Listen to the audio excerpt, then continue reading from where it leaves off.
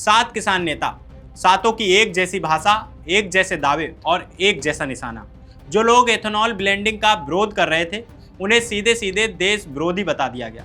ये कोई इत्तेफाक नहीं है। जब न्यूज लॉन्ड्री ने इन किसान नेताओं की पड़ताल शुरू की तो एक के बाद एक ऐसी कड़ियां जुड़ती चली गईं जिन्होंने इस पूरी कहानी का रुख ही बदल दिया है।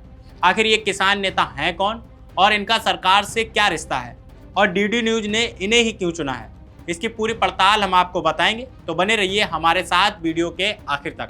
नमस्कार, मेरा नाम है फैसल और आप देख रहे हैं द हिंदी टॉप। बीते कुछ महीनों से देश में E20 फ्यूल यानी एथेनॉल मिश्रित पेट्रोल को लेकर जमकर बहस छिड़ी हुई है।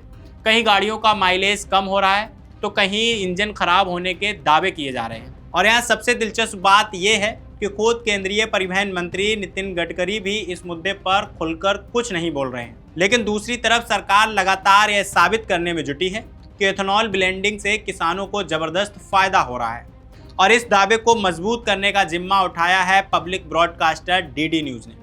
मई महीने से अब तक डीडी न्यूज पर E20 के पक्ष में 50 से ज़्यादा एक्सप्लेनर, डिबेट शो और ग्राउंड रिपोर्ट्स प्रसारित हो चुके हैं। लेकिन असली खेल शुरू होता है पिछले महीने, जब डीडी न्यूज ने अपने आधिकारिक सोशल मीडिया हैंडल पर 7 किसानों के वीडियो जारी किए।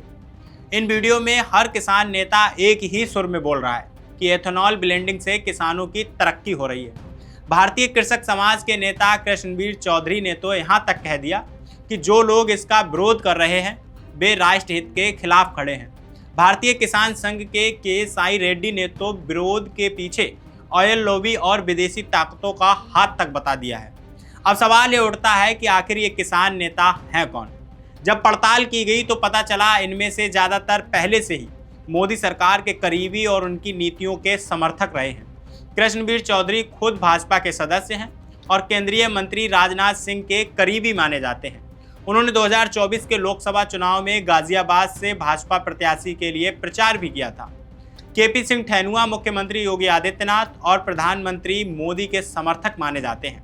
अशोक बालियान भाजपा नेता संजीव बालियान की खाप से आते हैं। और तो और इनमें से कई नेता 2020-21 के उस किसान आंदोलन के विरोधी रहे हैं जिसमें लाखों किसान 3 कृषि कानूनों के खिलाफ करीब 1 साल तक दिल्ली की सीमाओं पर डटे रहे थे। लेकिन असली कड़ी जुड़ती है अगस्त 2025 में। भारत अमेरिका व्यापार वार्ताओं के बीच जब कृषि क्षेत्र को विदेशी कंपनियों के लिए खोलने की आशंकाएं जताई जा रही थी, तभी कृषि मंत्री शिवराज सिंह चौहान ने दिल्ली में एक खास कार्यक्रम रखा। इस कार्यक्रम का मकसद था प्रधानमंत्री मोदी के प्रति आभार जताना। पीआईबी के मुताबिक किसान संगठनों ने इस कार्यक्रम में मोदी सरकार के फैसलों की जमकर तारीफ की। और हैरानी की बात यह है कि जिन 7 किसान नेताओं के वीडियो डीडी न्यूज पर चलाए गए थे वे सभी इस आभार कार्यक्रम का हिस्सा थे। अब जब न्यूज लॉन्ड्री ने इन किसान नेताओं से सीधे बात की तो कहानी का दूसरा रुख सामने आया है। धर्मेंद्र चौधरी ने साफ कहा कि अभी एथेनॉल ब्लेंडिंग से कोई फायदा नहीं हो रहा।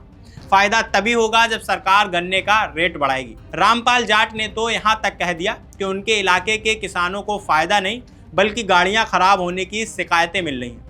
हालांकि उन्होंने यहाँ यह जरूर माना कि देश की क्रूड ऑयल पर निर्भरता जरूर कम हो रही है। इन नेताओं ने यह भी बताया कि डीडी न्यूज ने उनसे सीधे संपर्क नहीं किया था बल्कि लोकल रिपोर्टरों के जरिए यह वीडियो बनवाए गए थे। तो अब सवाल ये उठता है कि क्या प्रसार भारती जैसा पब्लिक ब्रॉडकास्टर वाकई स्वतंत्र और प्रतिनिधि किसानों की आवाज़ दिखा रहा है या फिर सरकार समर्थक चेहरों को ही किसानों की राय बनाकर पेश कर रहा है। और सबसे बड़ी बात यह है कि डीडी न्यूज ने इन नेताओं का राजनीतिक झुकाव दर्शकों को बताना जरूरी क्यों नहीं समझा। इस सब पर आप क्या सोचते हैं हमें कमेंट बॉक्स में जरूर बताइए। और अभी तक आपने हमारे चैनल द हिंदी टॉप को सब्सक्राइब नहीं किया तो सब्सक्राइब कीजिए और हमें social media platform Facebook, Instagram और एक्स पर फॉलो करना मत भूलिए।